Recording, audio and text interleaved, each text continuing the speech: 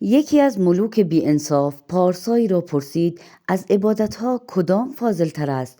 گفت تو را خواب نیمروز تا در آن یک نفس خلق را نیازاری۔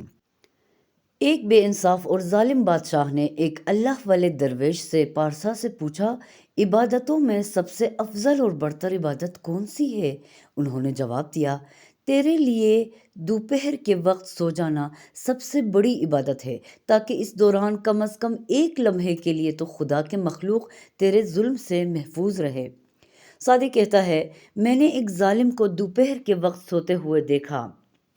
ظالمی را خفته دیدم نیم روز گفتم این فتنه است خوابش برده به وان که خوابش بهتر از بیداری است آنچنان بد زندگانی مرده به۔